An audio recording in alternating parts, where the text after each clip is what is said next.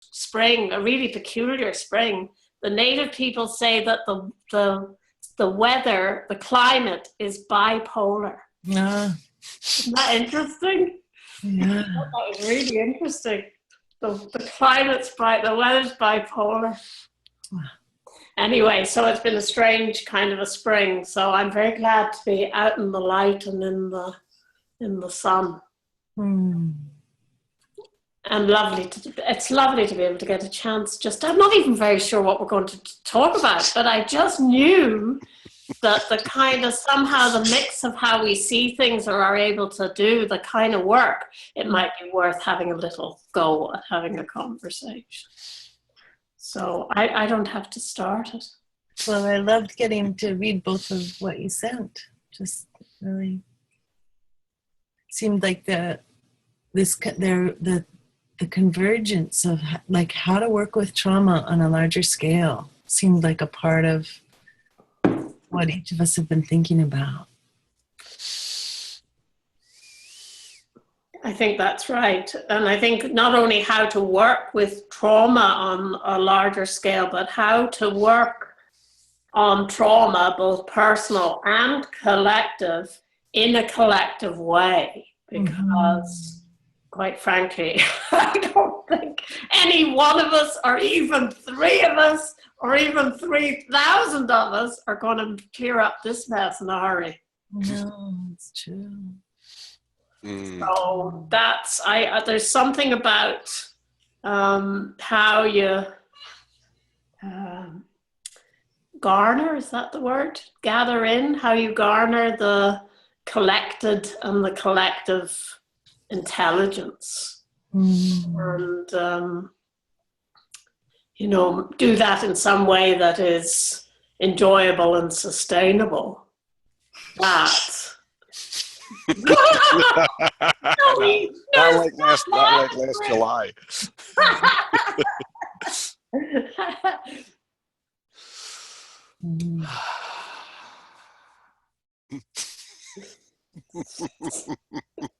So you guys had an experience together was it called social anarchy or did alchemy? No, sorry, alchemy. Good name, Sarah. It turned out to be social anarchy. I think that's accurate. Social alchemy. That's brilliant. It was social alchemy. Did you call it social alchemy, or did your idea of social alchemy arise from last summer? No, I think it was termed, wasn't it? I'm sorry, I shouldn't answer because Bruce was actually the originator of that word. Yeah. All I can say is that we blew up the lab on the first experiment. Tell us. Why don't you say a little about that? Oh my. I'm going to go backwards for a minute, actually.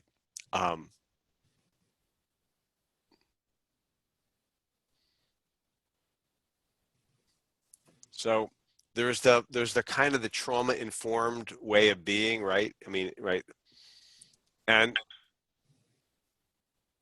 I'm just going to float this out because as Eimear, as you were talking, it became more clear. In trauma, a lot of the treatment involves pendulation, right? Right? And I'm also realizing that when it comes to integrating spiritual material, when it comes to integrating luminosity, you also need to pendulate, or it's actually trauma-informed spirituality, right? Spirituality came to help us deal with trauma, and now trauma is going to come to help us integrate spirituality. So I don't know, but I'm just kind of. Anyway. What happened last summer? So let's start there. You start, Bruce, because you understand how that started. I came in late.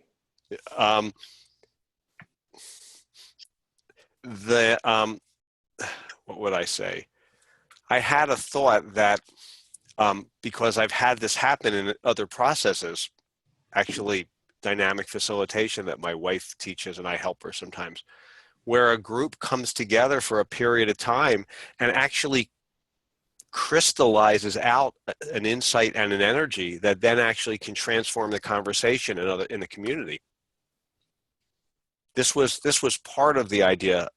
Then the other part was to kind of create, right, social engagement holding containers, right? Because I'm going to say this funny, but my translation of the first noble truth isn't just suffering is part of the deal.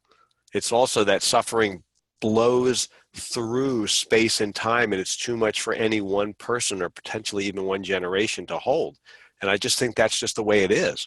I think that's one of the expansions of just how life works. You know, not because it can't do any better. It'll make it up eventually. You know.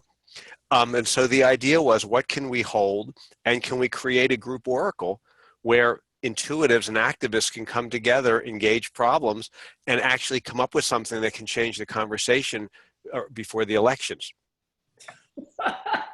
Now, if you're familiar with Kabbalistic, Jewish Kabbalah and the stories, you realize that this was a bunch of people gathering together to try to bring in Mashiach, the Messiah, the New World Order. And every time it happened, all the Kabbalists blew up in their faces. Well, so why would we be any different? So that was the plan.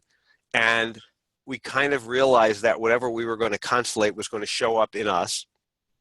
And we were trying to have an idea for some things. And unfortunately, from a planning thing, what ended up happening was there were a couple different visions of what it was.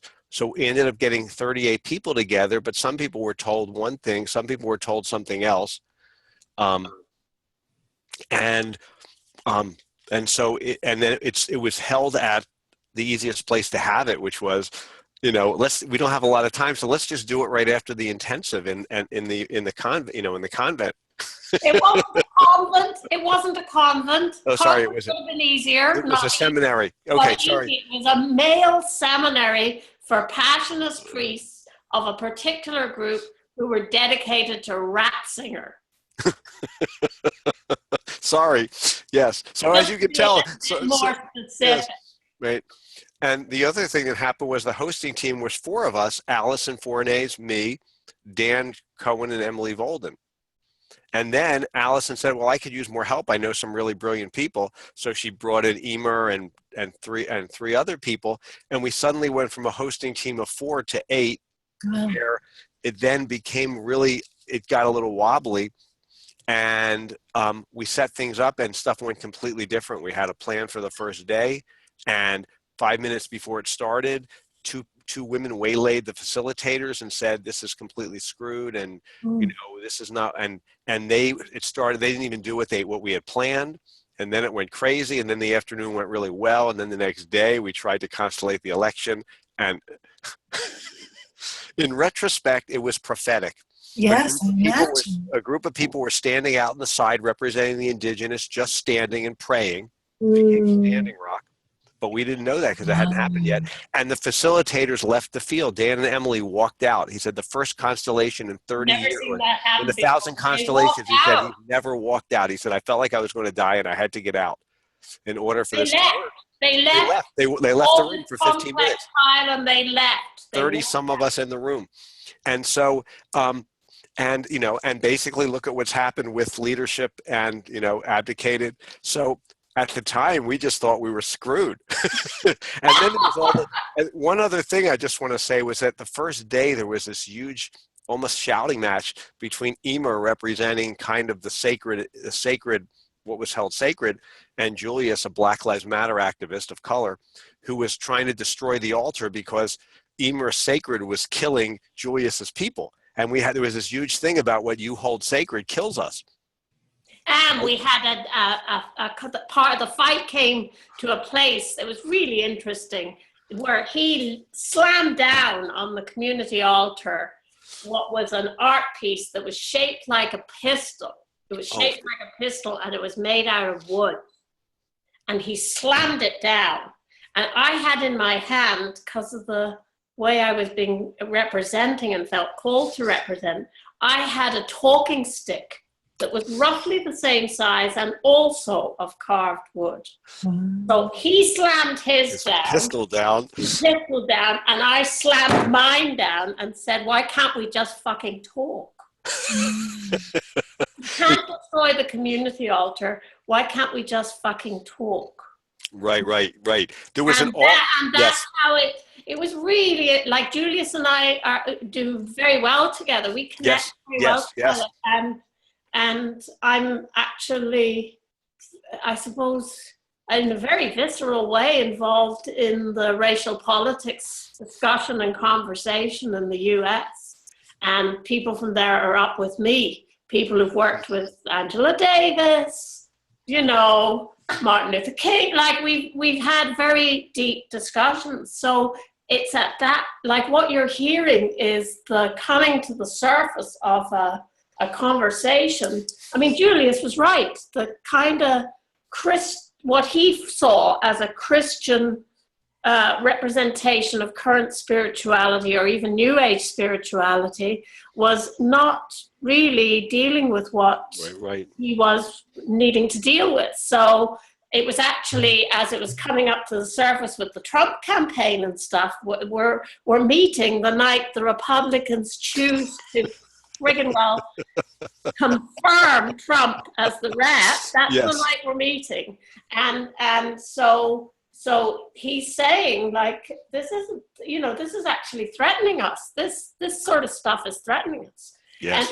And the after piece of that, just to add one more piece, because I did a little rant in my write-up there. At one point in the big constellation that was kind of chaotic and where Dan and Emily left, the first part of that, Dan called me into the middle of the room. He didn't tell me what he was going to do. He just said, "You're Donald Trump." Yes. Let me just track. This was a different constellation. It was the same constellation. The beginning of that constellation, he said to me, he called me in. This was the second day. This was the first constellation of the second day. The other one was the first day. Okay. Yeah. Okay, so you were no longer the sacred. You are now yourself. I'm now just part of the team, standing out with everybody else. We've just had a team discussion about what we're going to do, but this hasn't been mentioned. And Dan asked me to come into the middle. I go into the middle, and he says, "You are You're Donald Trump." And everybody else are his supporters. How was that? Well, what was really interesting was that it was like I was very good at it, Sarah. Like I was really good at it. I just was able to step in. I could feel it, like I was that altar, that community altar that we'd been arguing over was at the back of me, and I didn't even see it. It was like a stage. It was like round what I moved. That's exactly how it felt. It was like the back of the stage, and I felt completely kind of connected and watching everybody in the audience, trying to see what they made of me. I was completely focused out on what they were making of me. So, and it was for me very interesting. It drove that ramp that you see, where I can really feel what it feels like to be somebody who's exclusionary and excluded, and goes for power to react and respond to that. You know, really goes for power to try to do something, like they see it as their way to get something going forward. So I could feel that. And the religious stuff was interesting. The spirituality was totally irrelevant, only in relation to power. And where were you then in this second constellation, Bruce? Were you one of the supporters? I ended up being it, but I actually was the first one called in as kind of representing the intention of the constellation. Right, I forgot. I was representing the concept, which was to get some insights that would help shift the conversation. And what happened for you? I forgot about my intention, and I just ended up being a Trump supporter, and then a Clinton supporter when Clinton came in, and then whatever else came in.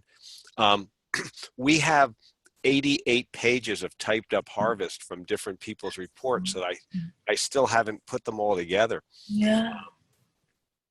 But a lot came to the surface. A lot. You know, there was a fight around the altar in the beginning. Some people felt it was too pagan and it shouldn't be in the center, right? That was the other thing. The altar, and some people felt that the setting was wrong because it was way too, patriarchal. And so there's these huge themes that, unfortunately, we had hoped to be able to kind of stick together and give the hosting team to, but a lot came up, but we didn't hold it very well. It blew up, but it was there. But prophetic, as you said. Yeah, but Oh. yes. Yeah. Yeah. It was, What's occurring to you, Eimear? You're shaking your head and shuddering. I should have left. I was having a very hard time in that setting because of the kind of sensitivity to the issues around the Catholic Church and the awareness of what was around in terms of the images around that residential area where we were sleeping in the rooms beside these elderly priests, right, Sarah? We were in the next room. There were great big crosses over the bed and stuff. I took mine down and stuck it underneath the bed, but in everywhere there were these huge images that overwhelmed the space. It was very hard. Like I had to take the cross down and make the space. I had brought in plants. I brought in my sage. I brought in some things that ground me. I had to, and it didn't work. I kept getting lost. I couldn't get to the dining hall. I got an amazing sense of direction. And I could not find my way to the dining hall. I was completely traumatized. I was thrust into some sort of weird physical state. I was injured when I was sexually abused. I was injured.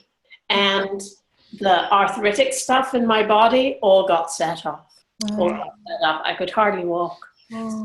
So it certainly was, for me, a place that I should have walked out of, and I didn't. Like why I shudder is because of how easily normalized certain kinds of staying in not just trauma-informed, but flaming trauma-shaped environments. You know, like I stayed, and what I should have done, I did ceremony outside with Indigenous tobacco. I'd asked to have an Indigenous elder come. That got turned down. So I did ceremony on behalf of all the people of that land and whoever else was affected. I did that outside, but I should have left. I should have just said, like, bye, I'm off. All I could do was, like, this year, I just said to Alison, I'm not going. And I told Dan after the event that there was no way I would come back to that setting, nor would I bring anyone who was trauma-informed or who was connected to the Indigenous people I work with. I would not go there. Wow. Let me just pause us for a moment, because what I want to catch here is the way in which our very strong individual healing journeys are so vulnerable to the context, that we become refragmented when we re-enter the context. Especially, it sounds like there would have been a lot of meaning for you to have had an Indigenous elder present, that would have been an anchor. You would not have been unaccompanied in the same way. That's right. And we were on the land. The name of the road we were meeting on was the name of the Indigenous people that owned the land. Like, that's right. To me, it would have made a huge, huge difference. And people would have had to take note of whose lands they were on and whose ways they needed to respect.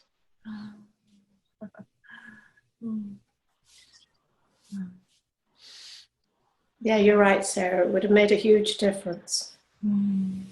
Even with all the shit, even with all the little creepy ones around, and there were a few real little creepy guys around, even with all that, it would have been better if there'd been the Indigenous elder. It would have made a huge difference. Yeah. I've been thinking about this a lot in the context of studying what happened to the Indigenous people here in North America, and about the way that the European context, much like what you were writing about, Eimear, about the heritage of Irish trauma I've been thinking a lot, even taking the Scotch Irish and the enclosures and the movement to Ireland, and then the diaspora of Scotch Irish, just this incredible sort of explosion of the trauma of enclosures. That's right. It has been so present for me, and the way then that impacted the Indigenous people of North America, and how much, I mean, I'm not familiar with the movement of the Indigenous folks in Canada, but certainly in the United States, there are very few Indigenous people who still get to even stay on the land that they were rooted on. There's, we think about Indigenous folks in North America. If we don't know the culture and history, we don't know about the Trail of Tears. We don't know how many people were forced into Oklahoma from east, from north, from northwest, from west. Just the original. I mean, I'm not sure what the years were of. Yes, definitely before the pre-World War. It's the parallel process, eh? One of your 4 social alchemy pieces there, Bruce, is around the parallel process. Like, there was a Trail of Tears in Ireland. The Irish were moved, cleared off the land. This is early, and the whole island. Cleared off the land and moved kind of into the southwest. Wow. And hundreds of thousands died as in that move. Not the same numbers as there would have been for the Indigenous people in North America, because we're a tiny island. We're only 100 miles by 300 miles. We're not big. But it was a huge amount of the population that died as people moved, and that, like, it's not even known. I didn't learn that in Irish history. I only learned British history. I never learned Irish history. Wow. Well, when we are taught the history of the U.S. in here, there's of course very little about the Indigenous people, very little about the Trail of Tears, only mentioned in passing, but also when you look at both the history of the U.S. and the history of Great Britain, what you see when they start talking about the Industrial Revolution, about how this was a positive thing. They were doing effective land use. It's just like this whole spin that supports, and this comes back to what I was saying about context and how our individual healing journeys get overwhelmed and overrun by context. Yeah. That we don't get that clear tracery and vision. I did a presentation for Burn Reed this year about migration and home and empathy, and one of the things that there's starting to be very sweet research about is that even when we think that a family has migrated for economic reasons to the U.S. to try to improve their standard of living or have education for their children, if you look at what happened to them before they left their native country, there was very likely to be acts of violence. That's right. To attack the roots of their sense of connection to home, and then they become more likely to be brought into a desire to move. But we so rarely look at what the push factors are. We're looking at the pull factors, which is this very same thing about the push off the land of the enclosures and the pull of working in the cities in the Industrial Revolution. So I'm just seeing again, as in both of your writing and in both of your work, this exploration of the personal and how we are affected by the context. What's happening for you, Bruce? I'm just taking in what's being said, because it's moving and it's not where my sensing usually goes. So I'm appreciating both of these. I'm also, of course, remembering that 90 to 98% of some of the tribes in New England were wiped out by disease, which is often ignored. Yeah. One of the reasons the Indians kind of rolled over was because they had a 90+% mortality from measles and smallpox. So there were thousands of bodies, and it was like, obviously the white men must have powers if everybody's dying in our tribes, right? I mean, this That's often forgotten. But that's some of the tribes with 1,000 people, 10 people lived, and it was just disease. Let alone the other. But the other thing, I'm also To kind which of they hadn't been previously exposed. I just right. want to say that. Right, because they hadn't been exposed, and right, and because they lived more healthily, but they didn't build up immunity to stuff they didn't need to. Exactly.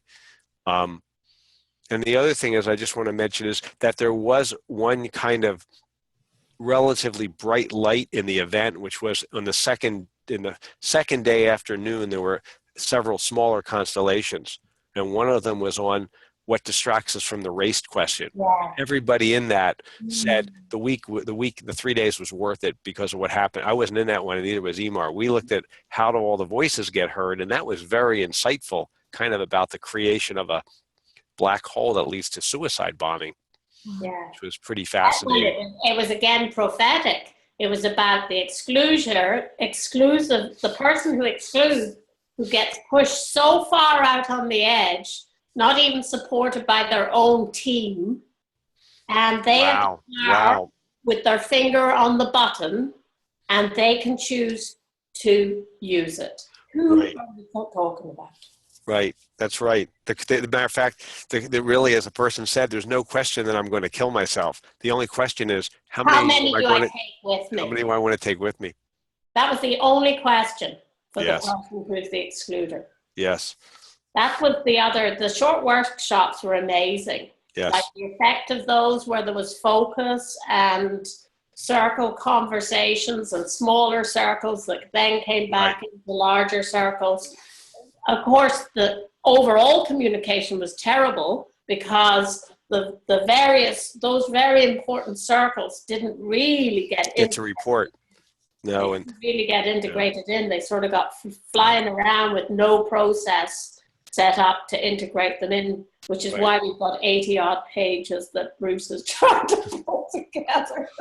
And that's all. And part of that pressure was there were people who were there because they wanted to do constellations with Dan and Emily. So let's do constellations. Enough of this. It's like, no, we're going into the field and we're coming out. But I was the youngest in terms of experience in constellations person there, and so I could have stood up, but it would have felt really like I felt like I felt like I was out of order. And I felt there was an internal fight about who of more experienced constellators was actually leading this process. Yes. And for sure, a kind of tension with Alison, with Dan, with Emily. There was tension about whose style of work and way of doing things was going to lead. And that's something I've seen in North American constellations since I started in 2011. Wow. And I've been in European ones, and it's not the same. Interesting. It's not the same. Nobody in those circles where you've got fairly sophisticated constellators has an agenda for everybody else. They don't see themselves as like the leader who's going to tell everybody else what to do. That there is resources for the rest of us who are trying to hone our own skills and bring our own capacities into the room. There's some sort of assumption that somebody's got to be a leader from the top, or maybe there's just not enough understanding of how to be leaders from the middle. I'm not sure, but I know that there was tension of who was leading and who was going to set the agenda, and that also actually is prophetic and played into chaos. Wow. Yes, created a lot of chaos. Because I had the vision, but I didn't feel like I had the authority. And so I wasn't going to, and somebody else didn't want to own it, but actually did want it a certain way. And so there wasn't being owned. So between Allison and myself, really, and then everybody else was looking at us for cues, and and so it was, probably prophetic. Yes. Bruce, what happened for you physically in the experience of having had the vision but not having the authority?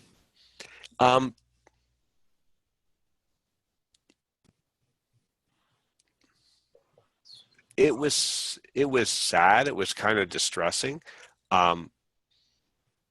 At one point I kind of shut down. Then I talked to my wife who was there with me, and kind of and I don't want to facilitate. I just want the event to happen, right? I mean, I want to play. I have no desire to be in charge. I ended up, I would have liked to have had even less in charge, right? And so there's this, so it was kind of sad to see it then it kind of reoriented back. But then it blew up and it felt pretty helpless because, it's what it feels like when you know that there's a symphony and you know that you can't play it by yourself and you can't even hear the whole thing by yourself. So it's like, come with me and let's start, and I'm sure the music will come, is a very helpless place when somebody else decides to play something else. That was my role. It was like, I know if we get together, something can happen, and here's a couple of principles, but I don't have the other pieces. I need you guys for the other pieces. And some of the pieces were there and some of them weren't, and it got surprisingly messy, and we learned a ton. And what did you had started a thread that we stepped off of, but I'd like to circle back to, which was, you said that there was a lot of learning from the question of what distracts us from the race question. Race conversation. I'll send you the write-up. It was really, people had these beautiful statements of. But do a little bit of a. Oh, wait.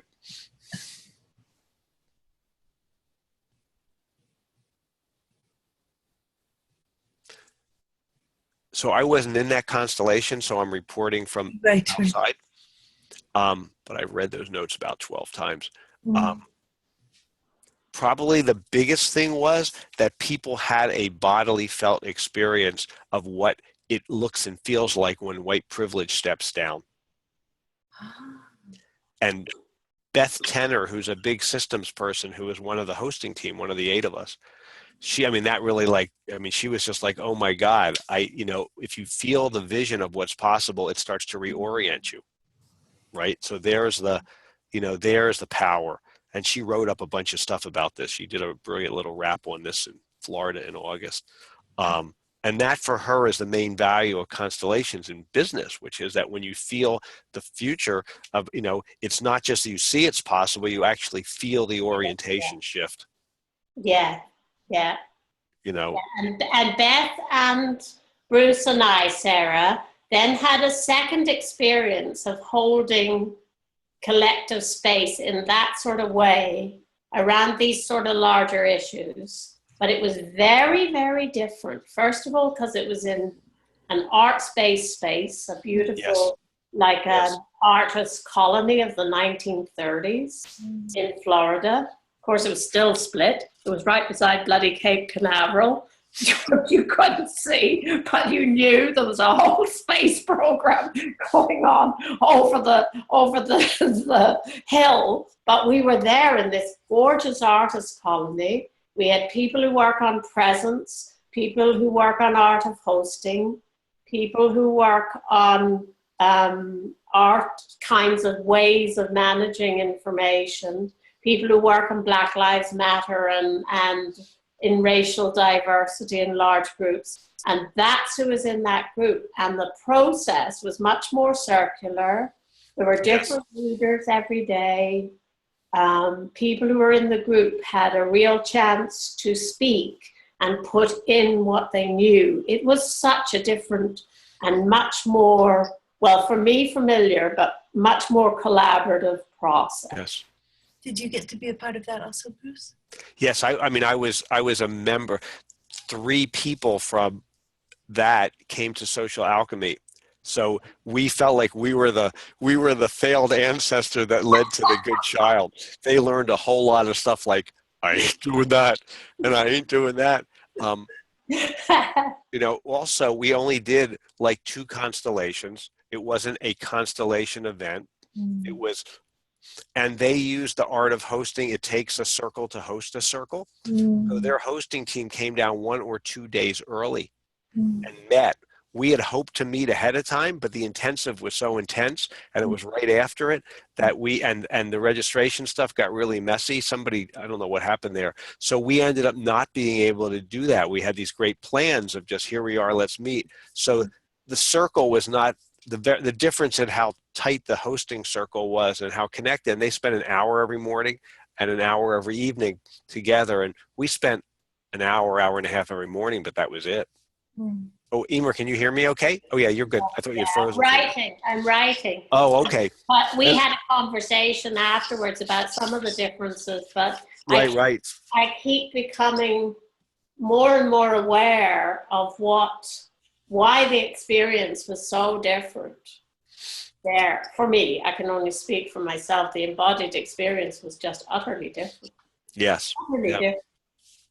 I was out in the natural world. I could see plants and animals every moment. Like I went outside and walked from where I was in the cabin on raised pathway through plants and trees and creatures. Turtles this big. Turtles, right, to the place where we were meeting. Like, it was so different. It was so different.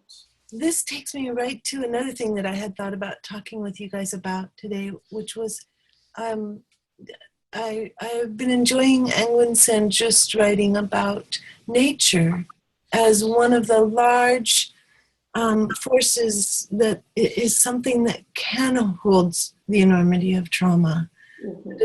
That it supports a movement for people that's more massive than individual therapeutic experiences. Much more. I would agree, because that's, well, I'll speak.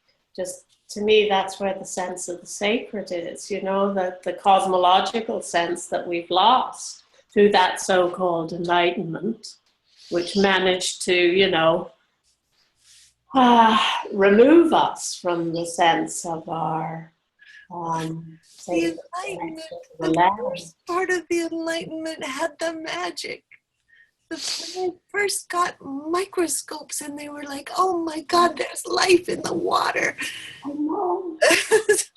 know. In its initial sort of bubbling fermentation stage, it was quite intensely awestruck. Oh, how glad. I'm glad you reminded me of that. Yeah. Sometimes I get so lost in what the damage has been from the idea of Western supremacy. Like, so lost in that the awe of what it helped us to see gets lost too.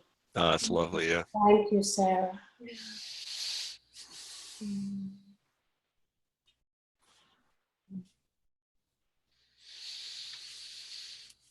And now we're coming back around to it. I mean, we're in this sort of, there's terrible, political, world-threatening global climate change. It's a nightmare. But the scientists are coming back. And this is why Trump is, I believe, so committed to cutting funding for science, because it is rebirthing wonder. That's right. That's right. And it's making, there's not the link, the separation between science and spirituality. Christoph Capra has a book on the systems view of life, and he has a very good chapter in there on spirituality and religion, the differences, and how science and the sort of more cosmological sense of spirituality are now coming closer together. And of course, that is very threatening to white dominant, Christo-fascist, guys first, women are containers, we manage, we're God's view of the world. It's true. It is very threatening. There's a birthing of deep sense making that's happening in science now, with I just love this arc. It was so distressing to me when I was small. I was 10 years old or 11 years old, and I was like, oh, psychology. Psychology must be amazing because it's a study of humans. And so, you know, I'm a 10-year-old and I'm trying to get these huge psychology textbooks, and they were mind-numbingly, horrifyingly restrictive. You know, what happens to you when you're through, by the time you're 3, your life is set on a trajectory. There's no change. There's no hope. People aren't really relating to one another. You know, the influence of Skinner and behavioralism. And it was just like such a dark, constricted place with no sense of connection outside of it. And now, you know, it started with the research that showed that the early Head Start programs, the early childhood education programs, supported long-term human well-being. You know, it started there, and then that was the beginning of the end for, you know, for the idea that that we're set in stone, like that, and really, you know, we're living in a world now where we've got solid research that shows the effects of attachment, how we're changed by relationship, the neuroplasticity of the human brain, our capacity for movement and growth. An entirely different world than the world that I was trying to figure out when I was 10 with those textbooks. Yeah. My first training was in clinical psychology, and you know, I was lucky. I hit psychoanalysis and relational stuff and the Stone Center in the US, and kind of, you know, women's developmental stuff and a bit of a social context. But mostly the landscape of psychology was like here. It was very short and very righteous. Yes. Like a halo, but it was just the horizon. Very constricting. It was really constricting. It was a very constricted view that was human-centric, you know.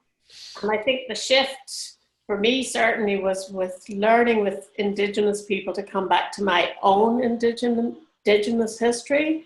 Then the shift was from somewhere that wasn't human-centric, that was like much larger systems.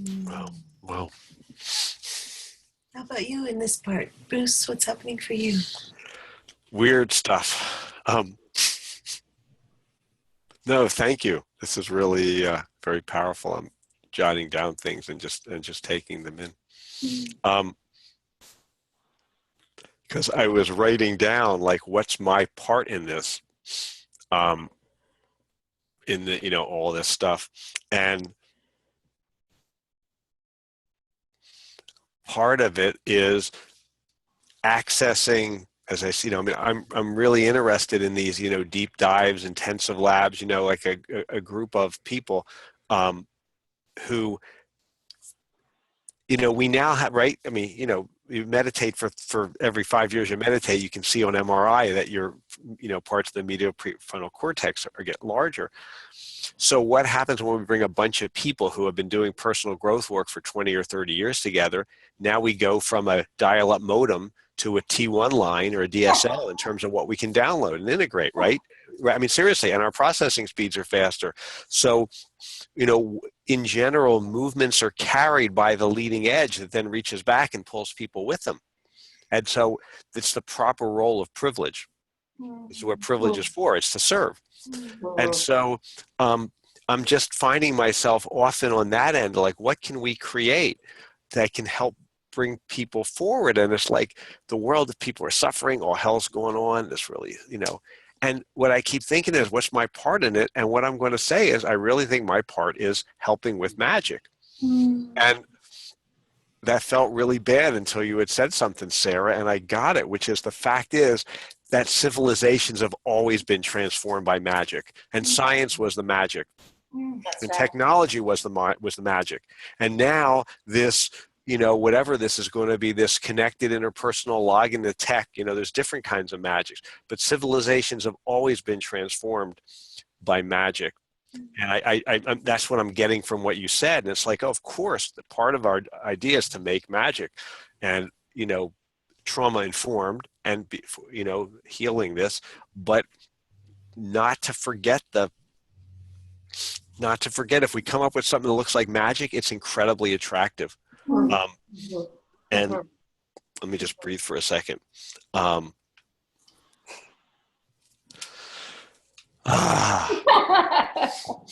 And no, I'll stop there, but remind me later to talk about the magic key. Yeah, but that's good. I think I'll pause because I'm already getting way animated. Can I talk to that? But please. Like, I have a feeling that,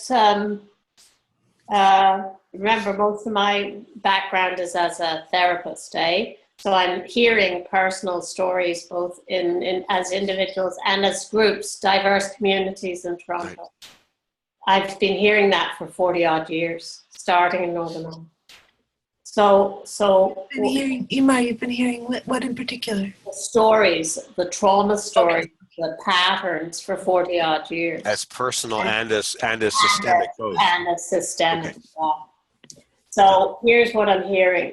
Like, there's something coming through us, and through many of us who are trying to cope with what's going on right now, and are animated, energized by it.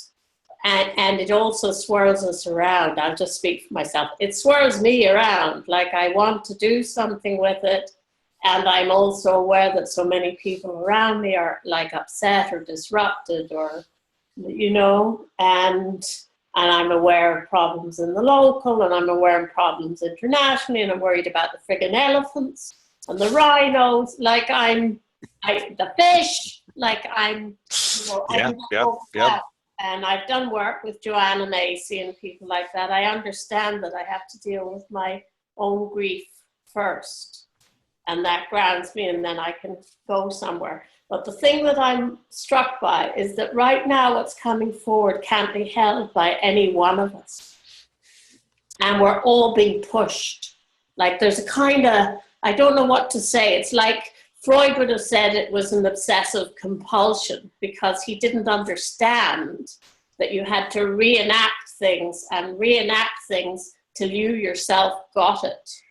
You know what I mean? Like, it wasn't that you were flunking out on life, it was that you were trying to make it come out a different way. Right.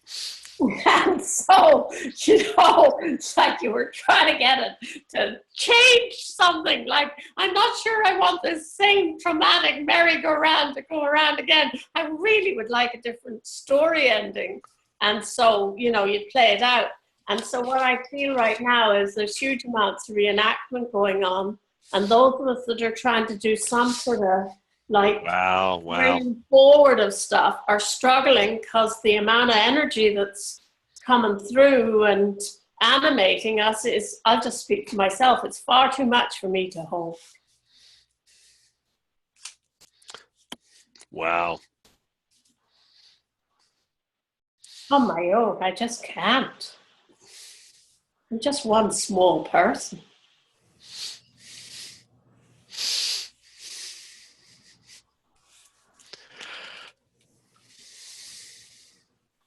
Wow. Yeah. A whole lot of reenactment going on. And it's hard for those. You don't think so? Yeah. Is it just me that feels that? What about you, Sarah? You've got a nose for that. Oh, what a gorgeous question. I just want to first catch I'm so moved by, I'm just one small person, I can't hold it all. That's sort of my, just hearing that and stepping into it myself, I just feel so tender for all of us. Yeah. Oh, so reenactment, it's definitely where my thoughts have been going with the experience of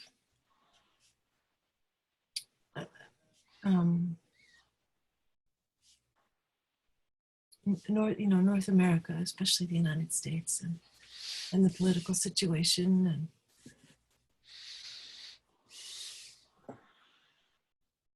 and it's so big. And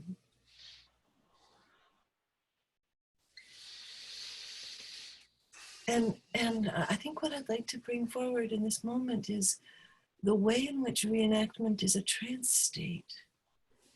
That it's that it's a hypnotic repetition. That certainly there is within it a search for something, but that at the same time it's less a search than it is a like a carousel.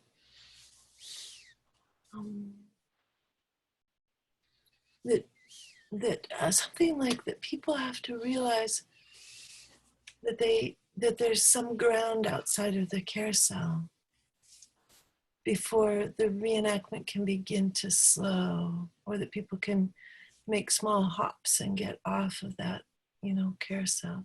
It sort of reminds me of the microcosm and macrocosm again, of the political and, for example, the transgenerational transmission of sexual abuse, and the way that's a loop, and it's a loop, and it's a loop, and it's a loop, and that people don't even really know what they're looking for in it. Yeah. Well, I see that we've got just a few more minutes, so. I'm actually good for longer, but if you may have to go. I do. I have. Yeah. Okay. Happening. But I thought maybe we could each say something about what this conversation has meant to us, because it's been incredibly sweet for me. And just, Eimear, how are you doing in this moment? It always takes me a while to kind of let the stuff echo, even though I talk a lot sometimes. It actually takes me a while to sit with things and kind of let them. I think that's me trying to integrate some of the intuitive and the embodied and I don't like just working with mental stuff. I like to actually look at the emotional and what it makes me feel. So this conversation makes me feel hopeful, which is a hell of an improvement from my usual conversations. No, I shouldn't say that. I'm more hopeful recently because I've actually sought out and been able to have some of these kinds of conversations. But so much of what we're doing is so caught in mediated space, like in a little box, an iPhone or an iPad or a TV. Like it may be a bigger space than this, but it's still a completely small mediated space. And the getting off the carousel to me is getting out of it. Like, get out of it. Get out of it. Why is your whole world, shaped by that? I'm really trying to not get completely caught in it. I'm really trying to keep the grounding in, this. In a world of like light and trees and stone and river. We're 2 blocks from the Grand River. Like I don't want to be caught in somebody's algorithm based on historic big data that's biased in the first bloody place. Like and that's coded by some 22-year-old guy in brown shoes from Silicon Valley. I just don't want to do it. So I'm really feeling like this has got hope in it. I'm really struck by the idea of reenactment being both a search and a trance state. And I really think that some of what has to break the trance is attraction to gatherings that really have meaning and getting out of the flaming internet. That's it. Thank you. How about you, Bruce?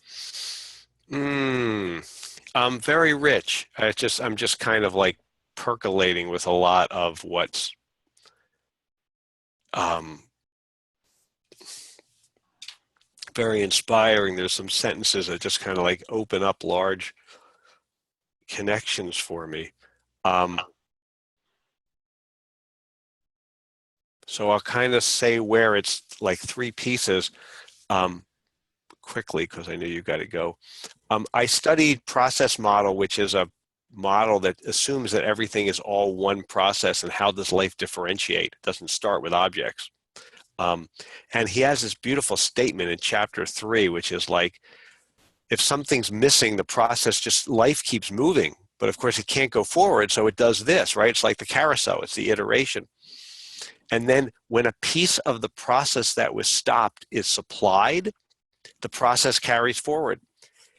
The part that's missing has almost magical powers because of its ability to restore life. It's almost like finding the resolution in a constellation. Where was the love blocked, right? And so part of it is something about, you know, life's trying to carry forward. What's missing? What's the piece to provide that can pop? Because we see it happen in processes, right? So that's, and there's pieces that you've given about that.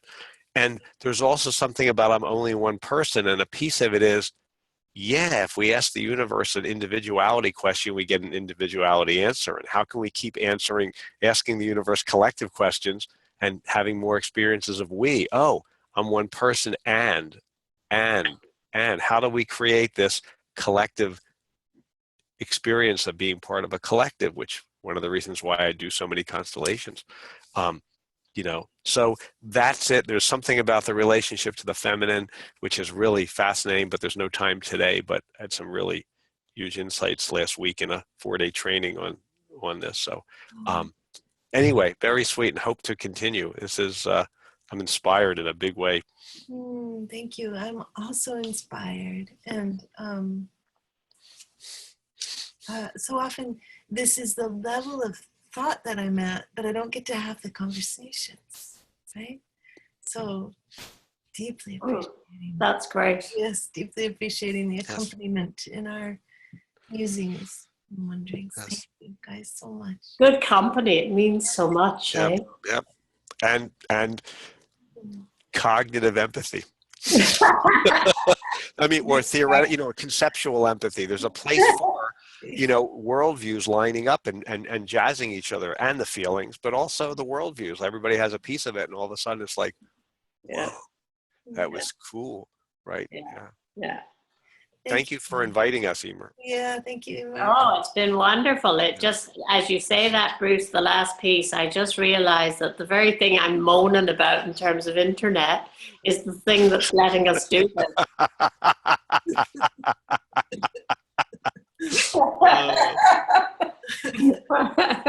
I love that.